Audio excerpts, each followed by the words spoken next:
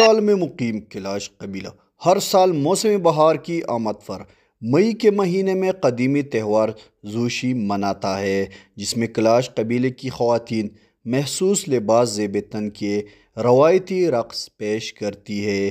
تہوار میں دودھ تقسیم کیا جاتا ہے اور نئے شادی شدہ جوڑے بھی تہوار کا حصہ ہوتے ہیں۔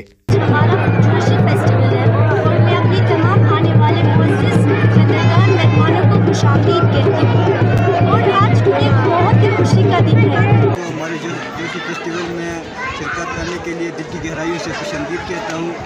وادی کلاش کے تینوں وادیوں میں زوشی تہوار کی تقاریب منعقد کی جاتی ہے، جس کو دیکھنے کے لیے ملکی اور غیر ملکی سیاحوں کی بڑی تعداد ہر سال چترال کا رخ کرتی ہے۔